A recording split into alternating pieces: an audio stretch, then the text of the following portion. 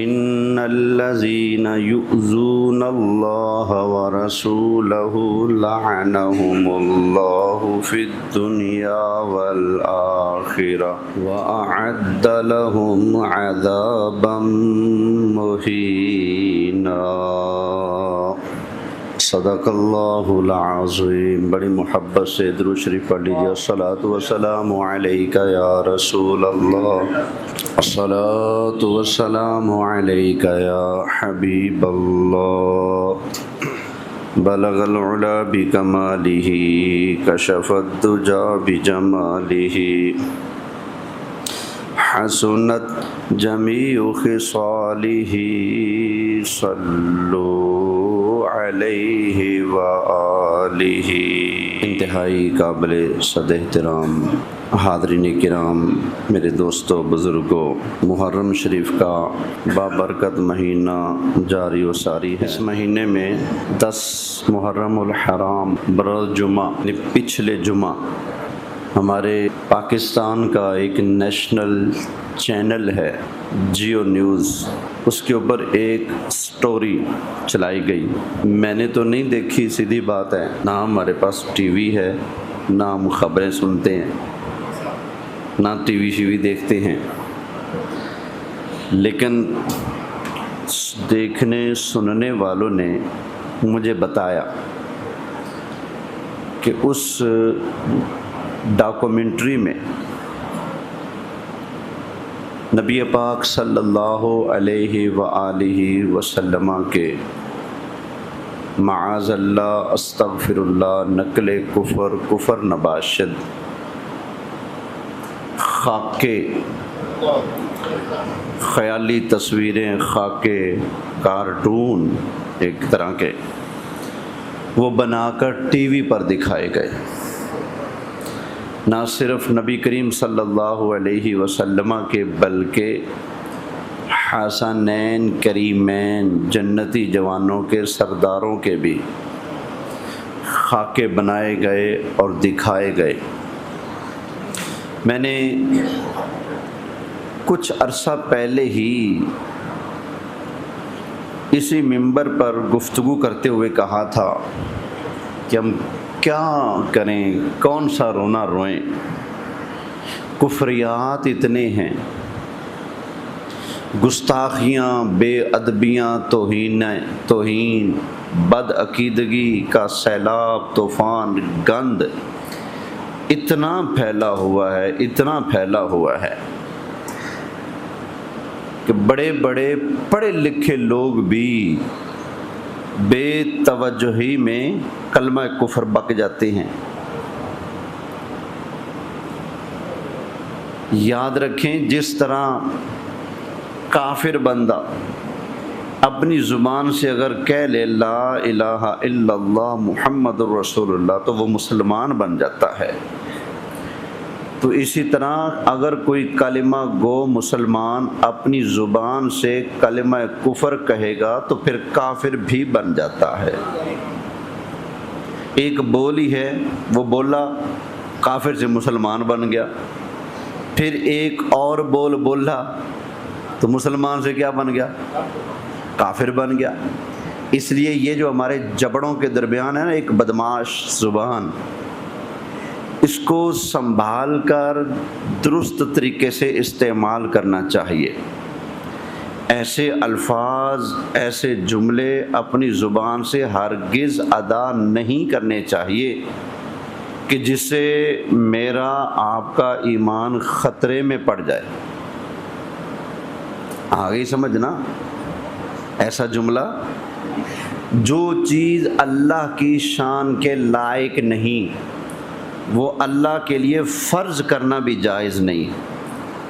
یہ سمجھانے کے لیے عرض کر رہا ہوں، ٹھیک ہے نا؟ ہمارے معاشرے میں بول چال میں کتنے جملے ایسے بول دیے جاتے ہیں، اور تو اور یار ہمارے اپنے اسکولوں کی کتابوں میں خدا کے بچے پڑھائے جا رہے ہیں جی۔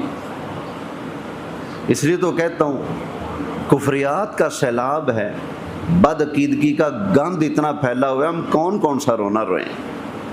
اسکول کے اندر کفریات پڑھائے جا رہے ہیں، اللہ تعالیٰ کے بچے پڑھائے جا رہے ہیں کہ خدا کے بچے ہیں۔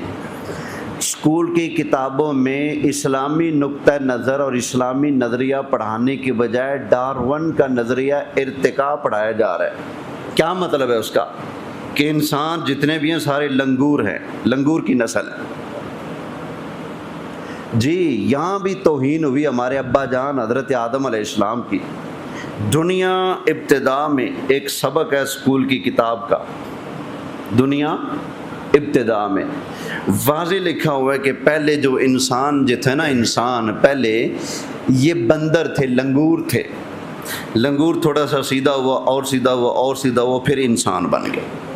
تو جو پہلا انسان ہے وہ لنگور سے انسان بنا تھا۔ اب بتائیں پہلے انسان تو ہیں ابو البشر حضرت آدم علیہ السلام۔ حضرت آدم علیہ السلام کے تو نہ ابا جی ہیں نہ امی جی ہیں، اللہ نے اپنی قدرت کے ساتھ بن ماں باپ کے پیدا فرمایا۔ ہمارے مسلمان بچوں کو پڑھایا جا رہا ہے کہ دنیا کا پہلا انسان لنگور سے، بندر سے انسان بنا ہے۔ قرآن کہتا ہے سب سے پہلے انسان حضرت آدم علیہ السلام، نہ امی ہے نہ ابا ہے۔ تو اتنا بڑا کفر ہے جو ہمارے اسکول میں، اسکولوں کالجوں یونیورسٹیوں میں ہمارے بچوں کو پڑھایا جا رہا ہے۔ تو یہ بدھو قوم اگر وہ یونیورسٹیوں اسکولوں سے پڑھ کر اگر آ کر رسول پاک صلی اللہ علیہ وآلہ وسلم کی شان اقدس میں اتنی گھٹیا گستاخی کرے کہ ایک فرضی خاکہ بنائے اور کہیں کہ یہ اللہ کے رسول ہیں، تو یہ توہین نہیں تو اور کیا ہے۔ یہی کام تو ایران کے رافضی کرتے ہیں۔ یہ کام آج سے تقریباً 20-25 سال پہلے امریکیوں نے شروع کیا تھا۔ ڈنمارک کے اندر خاکے بنائے جاتے تھے، فرانس کے اندر نبی کریم علیہ السلام کے خاکے اور کارٹون بنا کر کافر مسلمانوں کا دل دکھانے کے لیے مقابلے کرایا کرتے تھے۔ آج وہی گند تم نے مارنا شروع کر دیا ٹی ویوں کے اوپر بیٹھ کر۔ جو اتنی بڑی توہین اور گستاخی ہے، اگر اس کو سمندر کے اندر پھینکا جائے نا تو سمندر بھی بدبورات ہو جائے۔ نبی پاک صلی اللہ علیہ وآلہ وسلم کی بارگاہ کا کوئی ادب ہی نہیں رہا، کوئی خیال ہی نہیں رہا۔ اللہ اکبر۔ دعا فرمائیں اللہ ہماری نسلوں کے ایمان کی حفاظت فرمائے۔ ویسے ہمارے جو کام ہے، ہمارے ارادے لگتے تو نہیں کہ ہم اپنی نسلوں کا ایمان بچائیں۔ ہاں جی، ہم نے تو اپنی اولادوں کا رخ ہی ادھر موڑ دیا جدھر کفر پڑھایا جاتا ہے۔ جہاں یہ پڑھایا جاتا ہے کہ خدا کے بچے ہیں، جہاں یہ پڑھایا جاتا ہے کہ انسان پہلے لنگور تھا، جہاں قرآن و سنت کے بالکل متصادم تعلیمات پڑھائی جاتی ہیں، جہاں کافروں، انگریزوں، یہودیوں، کمینے لوگوں کو مسلمان بچوں کے سامنے لیڈر اور ہیرو بنا کر پیش کیا جاتا ہے۔ محمد بن قاسم کو ہیرو بنا کر تو نہیں پیش کیا جاتا، پہلے تھا۔ ٹیپو سلطان کا ذکر تو اب وہ نہیں ملتا، پہلے تھا، اب ان کی جگہ کچھ اور آ گئے۔ بھائی مسلمان بچوں کو، مسلمانوں کی جو ہمارے ہیرو ہیں ان کی تاریخیں پڑھاؤ تاکہ یہ ان سے آگاہ ہوں کہ ہمارے آباء و اجداد، ہمارے اسلاف، ہمارے بزرگ، ان میں کتنے کتنے بڑے لوگ تھے، کیسے قد و قامت والے تھے وہ۔ ہاں جی، لیکن نہیں، کچھ اور ہی کیا جا رہا ہے۔ تو بہرحال یہ جیو نیوز ٹی وی کے اوپر یہ ایک گستاخی کی گئی ہے۔ ہماری قوم کا ایک اور رونا ہے، پتہ کیا کہتے ہیں؟ دیکھو جی گستاخی ہے اوتھے تسی بولی آندے ہو ایتھے، تے فائدہ کی ہویا؟ فائدہ یہ ہماری بدھو قوم کو اتنا پتہ نہیں۔ ہمیں کہتے ہیں جی گستاخی تو وہاں ہوئی، تو یہاں کیوں بول رہے ہو؟ بھائی جو ہمارے بس میں ہے تو وہ تو کرنا چاہیے نا۔ اگر ہم اپنی قوم کو بتانا چھوڑ دیں، آگاہ کرنا چھوڑ دیں، تو نتیجہ یہ نکلے گا کہ کل یہی گستاخی جو ہے یہ عام ہو جائے گی۔ کوئی آواز اٹھانے والا نہیں ہوگا، کوئی بولنے والی نہیں ہوگا۔ ہمارے پاس جمعہ پڑھنے والوں میں، ہمارے نمازیوں میں، ہمارے مقتدیوں میں، ہمارے شاگردوں میں اگر کوئی بچہ کل کو کسی منصب اور عہدے پر جاتا ہے اور اس کے سامنے یہ معاملہ آ جاتا ہے، اگر اس نے آج ہم سے یہ سبق پڑھا ہوگا تو پھر کل وہاں رکاوٹ ڈالے گا کہ نہیں ڈالے گا؟ بولیے، اس قوم کو سمجھانا ہی چھوڑ دیں؟ اس قوم کی تربیت چھوڑ دیں ہم؟ کتنی نالائکی ہے، کتنی بدبختی اور محرومی ہے۔ یہ کہا جاتا ہے جی او جی اتھے کڑا کوئی قادیانی رہندا ہے، کیوں ان کے خلاف تقریر کرنے لگے ہیں؟ اچھا، اس کا مطلب ہے پہلے ہم اپنے علاقے کو برباد ہوتا دیکھیں، پہلے ہمارے لوگ کافر بنے، بے ایمان بنے، نبی پاک کا دامن چھوڑیں، پہلے یہ کافر بنے، پھر ہم کہیں کہ لوگوں بچو ان سے۔ کتنی بڑی بے وقوفی ہے۔ اور انڈیا سے پتہ نہیں کب تمہاری جنگ ہو، بندوقیں پہلے تیار ہیں، میزائل پہلے تیار ہے، ڈانگے سوٹے پہلے تیار ہیں، اسلحہ پہلے تیار ہے، 10 لاکھ فوج پہلے تیار ہے، ایٹم بم پہلے تیار ہے، جنگ پتہ نہیں ہو یا نہ ہو، تمہارے فوجی ہر وقت بارڈر کے اوپر کھڑے ہوئے ہیں۔ اگر ہم آپ کی نسلوں کو تیار کریں گے، وہ بے ایمان ہے، متھے لگ جائے تو جواب یوں دینا ہے، تمہارے نبی کی شان پر قادیانی اعتراض کرے متھا انج سیکنا ہے، ہم آپ کو جواب سکھائیں، آپ کی قوم کو تیار کریں، نسلوں کو تیار کریں، آپ کہتے ہیں جی لوڑی کیڑی ہے۔ آئے دن میں کیا کروں یار، کس کس کو سمجھو، آئے دن کوئی نہ کوئی میرا متھا لا کے بیٹھا ہوتا اپنا نمازی، کوئی نہ کوئی۔ قاری صاحب کیڑے پاسے ٹر گئے ہو؟ الحمدللہ قاری صاحب صراط مستقیم پر ہیں، تسی بارڈر تو لتھن لگے ہو۔ ہاں جی، تسی کھبے سجے مجھے سمجھانے سے پہلے جا کر اپنی حکومت کو کیوں نہیں کہتے بھئی کروڑوں روپے، اربوں خربوں روپے بجٹ آپ لگا رہے ہو آرمی کے اوپر، کیا ضرورت ہے؟ غریبان دو، جن کا گھر نہیں ان کو گھر دو، جن کی چھت نہیں ان کو چھت دو، کیا ضرورت ہے اتنے مہنگے جنگی جہاز بنانے کی، میزائل بنانے کی، ادھر لگانے کی کیا ضرورت ہے؟ کہتے ہیں کہ کبھی کام آ جائے گا، ہم بھی کہتے ہیں سبق پڑھانے دو، کبھی بولنے سے کبھی اور آتا ہے۔ الحمدللہ آپ کو نہیں پتا میری تقریروں کی وجہ سے الحمدللہ کتنے لوگوں کا ایمان بچا ہے، وہ مجھے پتا ہے۔ اچھا پھر ایک نواں ڈرامہ، اب یہ باتیں چھڑکی تو پھر سنتے جائیے گا۔ او جی کمائی واسطے سارا کچھ ہو رہا ہے۔ یہ جو ہمارا بیان ریکارڈ ہوتا ہے، نیٹ پر جاتا ہے تو کیا ارشاد ہوتا ہے؟ کیا ہوتا ہے؟ کمائی کے لیے۔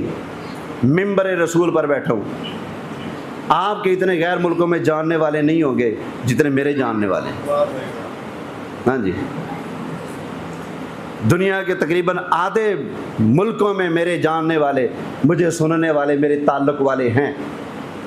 میں اگر بنوں نا عظیم کی طرح، سمجھ آ گئی نا، تو دوسرے دن میں لینڈ کروزر پہ چڑھ جاؤں، لیکن نہیں، میں نے اپنی قوم کا عقیدہ سنوارنا ہے، میں نے اپنی قوم کا ایمان بچانا ہے۔ توجہ ہے، بولیے سبحان اللہ۔ وہ جی قادیانی وہاں ہیں، آپ کو یہاں تقریر کرنے کی کیا ضرورت؟ وہاں ہیں کرتے کرتے نتیجہ پتہ ہے کیا نکلا ہے؟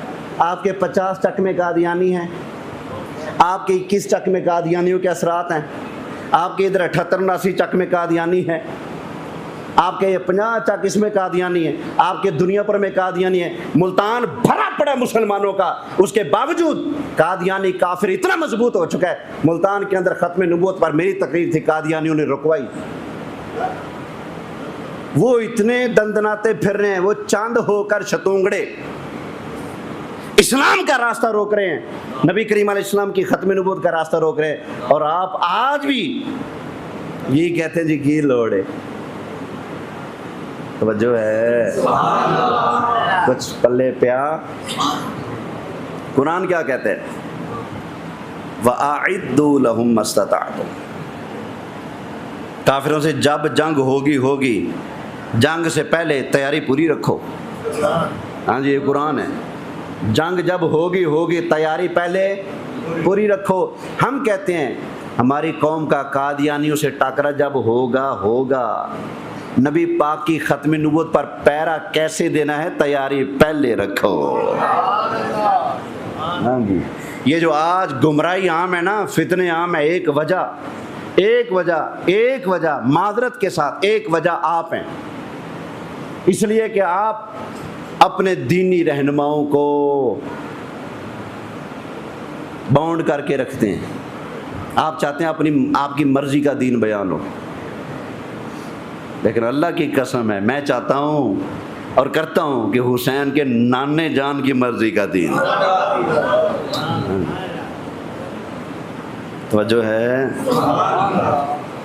میں تقریر کے لیے جاتا ہوں جگہ جگہ، کئی لوگ تو ٹائم لے کر کینسل کر دیتے ہیں، یہ اللہ دی بندہ نانا یہ بندہ نہیں. میں تقریر کے لیے جاتا ہوں، میرے سٹیج تک چڑھنے تک میرے کان بھر رہے ہوتے ہیں، فلانا بیٹھا ہے کچھ نہیں کہنا، فلانا بیٹھا ہے کچھ نہیں کہنا. میں کہ فلانا بیٹھا ہے چنگی گل ہے، میں کچھ کہاں گا شاید سیدھا ہو جاوے. ہاں جی، فلاں فکر کا آدمی بیٹھا ہے کچھ نہیں کہنا، میں کہتا ہوں میں وہی بات کروں گا شاید تیرے دل میں اتر جائے میری بات. تو جو ہے کوئی اور مولوی ہوتے ہیں جو منہ دیکھ کر دین بیان کرتے ہیں، الحمدللہ ہم قرآن و سنت دیکھ کر دین بیان کرتے ہیں. محبت سے بولیے سبحان اللہ. تو یہ آج جو خاکے بن رہے ہیں، آج جو دین سے لوگ دور اور متنفر ہو رہے ہیں، آپ نے اپنے دینی رہنماؤں کو قید و بند میں ڈالا ہوا ہے، اور جو ٹی ویوں کے اوپر بیٹھ کر اسلام کو ہٹ کرتے ہیں، پاکستان کی ٹی ویوں کے اوپر بیٹھ کر اسلام کا جو تماشا بناتے ہیں، ان کو کھلا چھوڑا ہوا ہے. جی میں ختم نبوت پر کھل کر تقریر کروں نا تو میری تقریروں پر پابندی لگ جاتی ہے. جی میاں والی میں محرم میں میرے پر پابندی ہے، میں میاں والی شہر میں محرم میں تقریر نہیں کر سکتا. چکوال میں اب مجھ پر محرم شریف میں پابندی ہے کہ میں وہاں پر جا کر محرم میں تقریر نہیں کر سکتا. اچھا، جو ٹی وی پر بیٹھ کر صحابہ کو بھونک رہے ہیں ان کے اوپر کوئی پابندی نہیں. جو صحابہ کی عظمت کا پہرا دے رہے ہیں ان پر پابندی، جو بھونک رہے ہیں وہ پروٹوکول میں. جی آپ کے پاکستان میں ٹی وی چینل پر بیٹھ کر ملتان کا ایک مفتی عبد القوی شریعت کو توڑ مروڑ کے کہہ رہے جی کوئی چار کی پابندی نہیں، جتنی مرضیاں کرو. وہ کہتے ہیں یہ عورتیں جو ہیں نا اللہ کی نعمتیں، دیکھو ان کو، اللہ کی نعمت ہے نا تو نعمت سے فائدہ اٹھانا چاہیے. تو میں کہتا ہوں تمہارے گھر میں بھی تو نعمتیں ہیں نا، تو کیا ان نعمتوں سے لوگوں کو فائدہ اٹھانے دو گے؟ تو توجہ ہے. یعنی اس طرح کے جو لچ مولوی ہیں وہ کھلے پھر رہے ہیں، دین کا مذاق اڑانے والے، صحابہ کو بھونکنے والے کھلے پھر رہے ہیں. لیکن جو دین کی اور غیرت کی بات کرتا ہے وہ پابندیوں کا شکار ہیں. اللہ اکبر. بہرحال یہ معاملات تو چلتے رہیں گے. اب ہم تھوڑی سی گفتگو اس پر پڑھتے ہیں. جو خاکے بنے ہیں، معاذ اللہ رسول اللہ صلی اللہ علیہ وسلم کی شان کا یہ تماشا ہے. رمضان شریف میں سننے میں آتا ہے کہ ہمارے یہ ڈش کیبل ان کے اوپر نبیوں کی بنائی ہوئی فلمیں چلائی جاتی ہیں. کیا خیال ہے، ایسا ہی ہے؟ ڈش کیبل ٹی ویوں کے اوپر رمضان شریف میں فلمیں چلائی جاتی ہیں. یہ جی حضرت یوسف علیہ السلام کی فلم ہے. اپنے علاقے کے مولوی صاحب ہیں، اپنے ہی علاقے کے، وہ کہہ رہے تھے حضرت موسیٰ علیہ السلام ویندا پیا ہا ایڈا وڈا جوان ہا. میں تو نظارہ کیتی بیٹھا نا، ارے میں تو ڈٹھی بیٹھا حضرت موسیٰ دی فلم، ایڈا وڈا جوان ہا. صدقے پتہ نہیں کیڑا کنجر بنایا ہے. تو ان کو کہہ رہا ہے کہ یہ موسیٰ علیہ السلام ہے، وہ ہو زانی، وہ ہو پاپی، وہ ہو بدکار، وہ ہو بدماش، وہ ہو سودی ہیں. تو کہہ رہا ہے کہ یہ کون ہے؟ بولیں میں ڈٹھی بیٹھا جی، ای میں جوان دے ہاتھ سوٹا ہاتھ ای میں مارا تے درویا پھٹ گیا. یہ میں نے تقریر ساتھ بیٹھ کے سنی. میں نے کہا حضرت کلمہ شریف دوبارہ پڑھے. غیر نبی کو نبی ماننے والا کافر ہو جاتا ہے. جس طرح نبی کا انکار کفر ہے، اسی طرح جو نبی نہیں اس کو نبی ماننا بھی کیا ہے. اس لیے تو قادیانی کافر ہے نا، مرزا قادیانی کو نبی مانے بیٹھے. تو یہ سارے ڈرامے ہماری قوم کے ساتھ کیے جا رہے ہیں. کیوں؟ ان کو ادب نہیں رہا اللہ کے نبیوں کا. ان کی بارگاہ کی کیا شان ہے، کیا تقاضے ہیں، کیا پروٹوکول ہے، کتنا بلند رتبہ ہے، اور پھر کتنی نازک بارگاہ ہے اللہ کے نبیوں کی. یہ احساس ان کے دلوں سے جاتا رہا. اپنے جیسا سمجھ لیا. کچھ لیکچرار بھی ایسے اٹھے پھر رہے ہیں. مرزا جو جیلم والا ہے، یہ کہہ رہے ہیں نبی کریم علیہ السلام کا القابات کے ساتھ نام نہیں لینا چاہیے.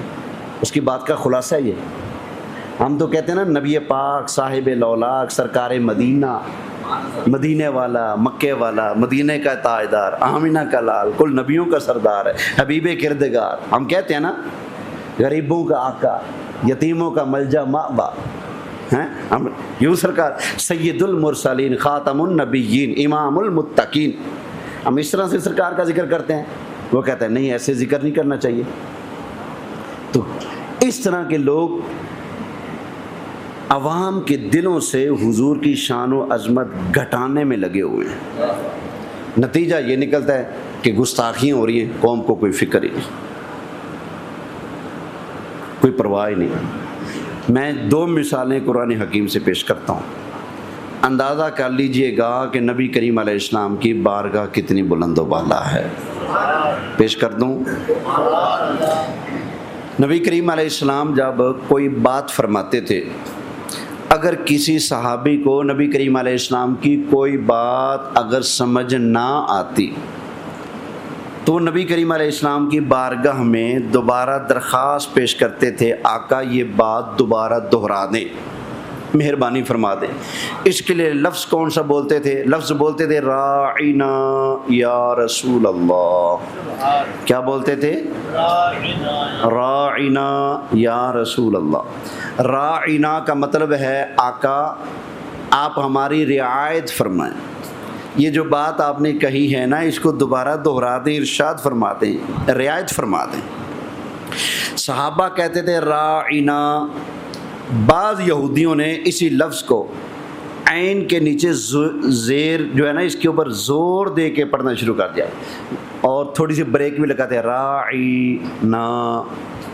صحابہ عرض کرتے تھے راعینا، اور یہودی اور منافقین کیا کہتے تھے؟ راعینا،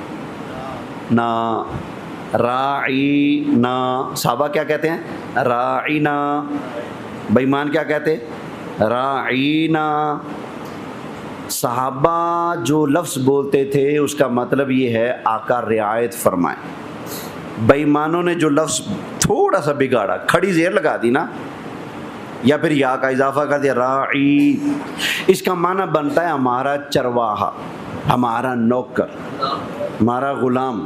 تو کہتے تھے راعینا یا محمد، اے محمد معاذ اللہ آپ ہمارے چرواہے ہیں، ہمارے نوکر ہیں آپ. اس لفظ کے آڑ میں انہوں نے نبی پاک کی شان میں گستاخی کا دروازہ کھولا. اور آپ جانتے ہیں کہ اللہ کو اپنے حبیب سے بڑا پیار ہے، بڑا پیار ہے. ماڑی موٹی جئی گستاخی بھی اللہ محبوب کی گوارا، بولیں گوارا. اچھا لفظ برداشت نہیں بولنا چاہیے، اللہ برداشت نہیں کرتا. برداشت ہوتا ہے وہ کچھ اور ہے، جس کے اوپر بوجھ ڈالا جائے، وزن ڈالا جائے، پریشر ڈالا جائے، وہ آگے سے برداشت کرے. برداشت ہوتا ہے اپنے آپ کو تکلیف میں ڈال کر. برداشت کا مطلب سمجھے، اپنے آپ کو تکلیف میں ڈال کر تکلیف سہتے رہنا، صبر کرتے رہنا، یہ ہے برداشت. اللہ کو تو تکلیف ہوتی نہیں، وہ تو تکلیفوں سے پاک ہے.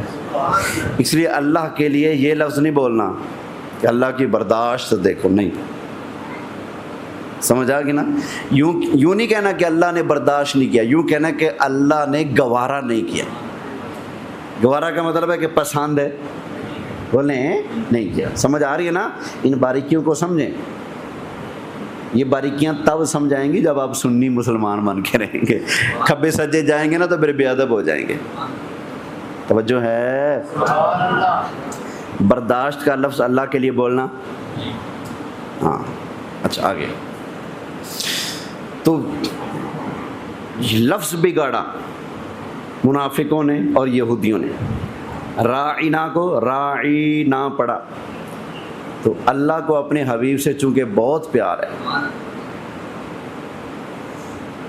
تو اللہ نے نبی پاک علیہ السلام کی بارگاہ کے ادب و آداب پروٹوکول کے لیے قرآن کی آیت نازل فرما دی. تو جو خاکے بناتے ہیں، اور ملتان میں بھی یہ جو شاہ شمس دربار ہے، یہاں ایک مجلس تھی من کنت مولا اس حوالے سے. تو انہوں نے جو اشتہار بنائے وہ رقصوں کے پیچھے بھی لگائے تھے. من کنت مولا کا مطلب کیا ہے؟ نبی پاک نے فرمایا تھا جس کا میں مولا اس کا علی مولا. یہ حدیث ہے، برحق ہے. تو یہ کانفرنس انہوں نے کی شاہ شمس دربار پر. تو اشتہار لگائے. اشتہار میں 2 فوٹو دکھائے. ایک نے دوسرے کا ہاتھ پکڑا ہوا ہے اور ساتھ لکھا ہوا ہے من کنت مولا فہذا علی مولا، جس کا میں مولا اس کا علی مولا. گویا تاثر یہ دیا کہ یہ ایک نبی پاک علیہ السلام ہے اور ایک حضرت علی ہے. یہ توہین ہے.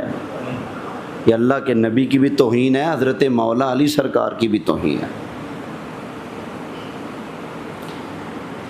تو اللہ نے آیت اتاری، فرمایا یا ایھا الذین آمنوا لا تقولوا راعنا. اے ایمان والو آج کے بعد راعنا نہیں کہنا. راعنا نہیں کہنا. تو اللہ نے وہ دروازہ ہی بند کر دیا، وہ لفظ ہی اللہ نے بند کر دیا کہ یہ لفظ صحابہ جو لفظ بول رہے تھے وہ لفظ ٹھیک ہے، معنی بھی ٹھیک ہے، ان کی نیت بھی ٹھیک ہے، لفظ بھی ٹھیک ہے، لیکن کہ اس ٹھیک لفظ کو غلط لوگ غلط استعمال کر رہے تھے تو اللہ نے وہ ٹھیک لفظ بولنا بھی منع کر دیا. یہ ہے شان محبوبی. ایسا صحیح جملہ، ایسا صحیح لفظ جس کو کوئی غلط تاثر دے کر نبی پاک علیہ السلام کی شان میں بے ادبی اور گستاخی کر سکتا ہو، وہ لفظ بولنا بھی حرام ہو جاتا ہے، اگرچہ لفظ ٹھیک ہو، معنی ٹھیک ہو، نیت ٹھیک ہو. یہ قرآن نے ہمیں بتایا لا تقولوا راعنا. اے ایمان والو خبردار راعنا نہ کہو. یا اللہ ضرورت پڑ جائے پوچھنے کی حضور سے تو کیا کہیں. اب آگے صحابہ کو طریقہ سکھایا جا رہا ہے. فرمایا وقولوا، تم یوں کہو انظرنا. اللہ اکبر. یا رسول اللہ ہمارے حال پر نظر رحمت فرمائیے، یہ کہنا ہے. آگے صحابہ سے فرمایا کہ تم جو ہو عام بارگاہ میں تو نہیں نہ بیٹھے، یہ تو اللہ کے حبیب کی بارگاہ ہے. تو فرمایا واسمعوا، پہلے ہی کان لگا کر سن لیا کرو. واسمعوا، پہلے ہی نبی کریم علیہ السلام کی بات کو غور سے سن لیا کرو. جب غور سے سنو گے تو دوبارہ پوچھنے کی ضرورت نہیں ہوگی. آگے فرمایا جنہوں نے لفظ بگاڑا تھا، اب یہ دیکھنا نا، بات دیکھا جائے تو بظاہر چھوٹی سی ہے. راعینا کو راعینا پڑھا، بس کام تو اتنا سا کیا نا. راعینا اس کو کیا پڑھا؟ راعینا. عین کی جگہ عین ہی ہے، بگاڑا نہیں، بس زیر کی جگہ کھڑا زیر لگا دیا، عین کو کھینچ دیا. راعینا پڑھا تو اللہ نے کیا فتویٰ لگایا؟ فرمایا وَلِلْكَافِرِينَ عَذَابٌ عَلِيمٌ.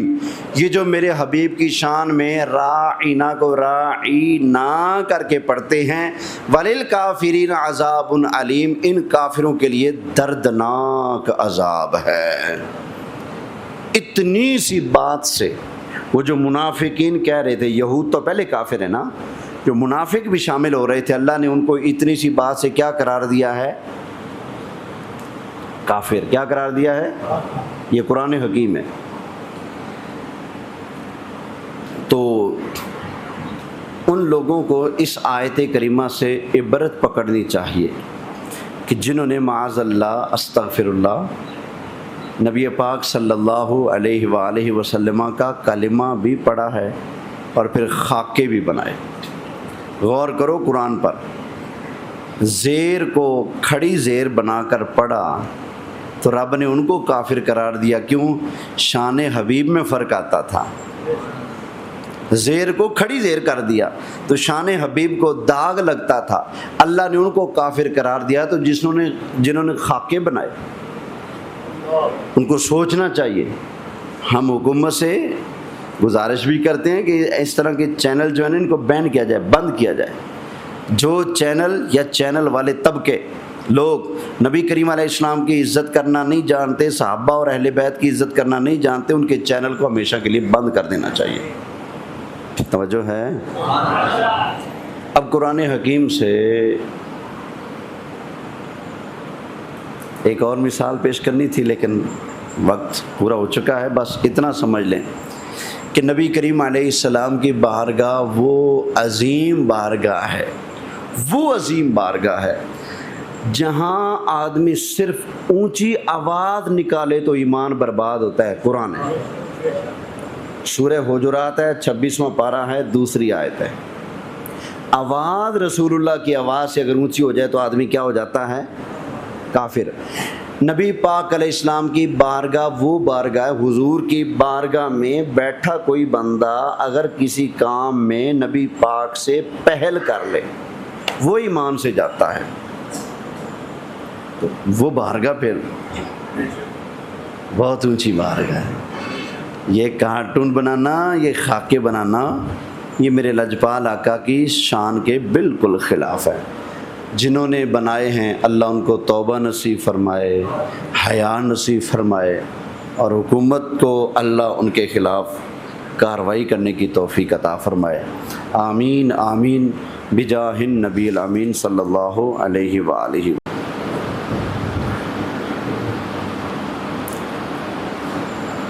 مختصر سے سوالات ہیں، انشاءاللہ علم میں اضافہ ہوگا، ان کے جوابات سن لیجئے۔ ایک تو عام طور پر سوال کیا جاتا ہے اور مجھ سے بھی بار بار کیا جا رہا ہے، جمعہ کے دن جو لوگ آتے ہیں بعد میں اور آگے آنے کے لیے دوسروں کی گردنوں سے پھلانگ کراتے ہیں، تو یہ کرنا کیسا؟ ایسا کرنا حرام ہے، ناجائز ہے، گناہ ہے۔ نبی کریم علیہ السلام نے فرمایا ہے کہ جو شخص کسی کے کندھے کو پھلانگ کر صف میں آگے آنے کے لیے کندھے کو پھلانگ کر جاتا ہے تو گویا اس نے جہنم کا پل پھلانگا ہے۔ تو اس عمل سے بچنا چاہیے۔ اگر شرعی داڑھی نہ ہو کیا وہ اذان و اقامت کہہ سکتا ہے یا نہیں؟ جس کی داڑھی شرعی نہیں ہے بہتر ہے کہ وہ اذان نہ دے، اقامت نہ پڑھے، لیکن اگر اذان اور اقامت پڑھے گا تو اذان بھی ہو جائے گی، اقامت بھی ہو جائے گی، لیکن بہتر ہے کہ جس کی داڑھی نہیں یا شرعی نہیں، مٹھی بھر نہیں ہے، وہ نہ پڑھے، یہ بہتر ہے۔ اگر پڑھے گا تو ہو جائے گی۔ کیا اقامت تکبیر سے پہلے درود پاک پڑھنا چاہیے؟ درود پاک پڑھنا اقامت سے پہلے ہو یا اذان سے پہلے ہو یہ مستحب ہے، ثواب کا کام ہے، پڑھیں گے ثواب ہے، نہ پڑھیں گے گناہ نہیں ہے، ٹھیک ہے۔ جو اذان سے قبل درود و سلام پڑھتے ہیں انہیں یہ چاہیے کہ وہ کبھی کبھی اس کو چھوڑ دیں، یعنی دن میں اگر 5 اذانیں آپ نے دی ہیں تو 4 میں درود شریف پڑھ لیں، 1 میں چھوڑ دیں، اس لیے کہ ہماری عوام میں ایک غلط فہمی پیدا ہو رہی ہے کہ شاید درود لازمی ہے، اذان کے لیے لازمی نہیں ہے۔ اذان اللہ اکبر سے شروع ہوتی ہے، لا الہ الا اللہ پر ختم، برکت والا کام ہے، برکت والے کام سے پہلے بسم اللہ بھی پڑھ سکتے ہیں، درود شریف بھی پڑھیں گے تو ثواب کا کام ہے۔ یہ میں اس لیے بھی کہہ رہا ہوں کہ جو نہیں پڑھتا ہمارے لوگ ڈانگیں لے کر اس کے پیچھے پڑ جاتے ہیں، اوے تو درود کا منکر ہے، درود نہیں پڑھتا، تو ایسا نہیں، بغیر درود کے اذان پڑھیں گے تو بلا شبہ اذان ہو جائے گی۔ پڑھیں گے تو ثواب ہے، نہ پڑھیں گے تو کوئی گناہ نہیں ہے۔ کیا اقامت سے حی علی الصلاۃ پر کھڑے ہونا حدیث سے ثابت ہے؟ اچھا، اقامت کے وقت لکھنا چاہیے تھا۔ اور ہے تو بعض حضرات اس پر عمل کیوں نہیں کرتے؟ حضرت بلال رضی اللہ تعالیٰ عنہ تکبیر کہتے تھے جب حی علی الصلاۃ حی علی الفلاح پر پہنچتے تھے، تو تب نبی کریم علیہ السلام اپنے حجرہ انور سے مسجد میں تشریف لاتے تھے۔ مصنف کے اندر امام بخاری، امام مسلم کے استاد نے حدیث لکھی ہے، حضرت عبداللہ بن عمر بیٹھے ہوئے تھے امام کے پیچھے صف میں، اقامت پڑھی جانے لگی تو ایک بندہ شروع میں کھڑا ہو گیا، فرمایا بیٹھ جا، اقامت بیٹھ کر سننی چاہیے، حی علی الفلاح پر کھڑا ہونا چاہیے۔ تو ہمارے نزدیک اقامت بیٹھ کر سننا یہ سنت ہے، حی علی الفلاح پر کھڑے ہونا یہ سنت ہے ہمارے ہاں۔ اگر کوئی اس پر عمل نہیں کرتا تو وہ اس کو پتہ، مجھے نہیں پتہ۔ امام کا وضو ٹوٹ جائے تو جو امام کے پیچھے کھڑا ہوتا ہے تو وہ کیا کرے؟ اگر وہ امامت کا اہل ہے، نماز اس کو آتی ہے، نماز کا طریقہ آتا ہے، فرائض واجبات کے مسائل اس کو آتے ہیں، امامت کا مستحق ہے، حقدار ہے، امامت کرا سکتا ہے، لائق ہے امامت کے، داڑھی شرعی ہے، چھوٹی نہیں ہے مٹھی سے، تو امام کا وضو ٹوٹ جائے تو امام اپنے منہ پر، ناک پر کپڑا یا ہاتھ رکھ کے نکلے گا اور اس کو بازو سے پکڑ کر آگے کر دے۔ اس لیے امام کے پیچھے ایسا بندہ کھڑا ہو جو امام کی نیابت میں نماز پڑھنے کا بھی اہل ہو۔ سمجھ آ گئی نا؟ جمعہ کے دن ہم لوگ افضل ذکر کرتے ہیں، کیا یہ حدیث مبارکہ سے ثابت ہے؟ یہ مسئلہ پوچھ تو لیا ہے، برداشت کر لیں گے؟ اعلیٰ حضرت امام اہل سنت مولانا شاہ امام احمد رضا خان محدث بریلی رحمۃ اللہ علیہ فتاوی رضویہ شریف میں فتویٰ دیا آپ نے کہ اذان نماز کے بعد بلند آواز سے ذکر جس سے نمازیوں کی نماز میں حرج آتا ہو، اس طرح سے ذکر کرنا حرام ہے، ثواب کی بجائے گناہ ہے۔ ہاں، اگر کوئی بقیہ نماز پڑھنے والا نہیں ہے، سارے سلام پھیر کر پڑھ کر بیٹھے ہوئے ہیں، اب اگر بلند آواز سے ذکر کریں گے تو بلا شبہ جائز ہے، لیکن اگر بقیہ نماز والے ہیں تو یہ جو ذکر اللہ اونچی اونچی ضربے لگاتے ہیں نا، انہیں ذرا دھیان کرنا چاہیے کہ ثواب کی بجائے گناہ تو نہیں کھٹ رہے۔ تو اذان نماز پنجگانہ ہو یا جمعہ ہو، بلا شبہ نماز کے بعد ذکر اللہ تھوڑی سی آواز نکال کر کرنا جائز ہے، لیکن نمازیوں کا خیال رکھنا ضروری ہے۔ جیسے شبینے کا مسئلہ ہے کہ رات کو لوگ سوئے ہوں، اس وقت سپیکر پر شبینہ پڑھنا حرام ہے۔ ایک ہی رات کے اندر پورا ختم قرآن پڑھنا، سپیٹ و سپیٹ ختم پاک پڑھنا، یوں شبینہ پڑھنا، یہ بھی گناہ ہے۔ شبینہ اگر کرنا چاہیں تو 3 راتوں میں کرنا چاہیے، سپیکر کے بغیر کرنا چاہیے۔ اعلیٰ حضرت امام اہل سنت فرماتے ہیں ایک بندہ سویا پڑا ہے تو آپ قرآن پڑھ رہے ہیں بلند آواز یا اسپیکر کے اوپر، تو گویا آپ قرآن کو توہین کے لیے پیش کر رہے ہو۔ اس لیے شبینہ پڑھنے والے بھی اور نماز کے بعد بلند آواز سے ذکر کرنے والے بھی تھوڑا سا احتیاط کریں، اگر کریں تو اتنی سی گونج نکالیں کہ بس آپ کے کان سن لیں۔ اللہ خیر صلی اللہ، ٹھیک ہے جی۔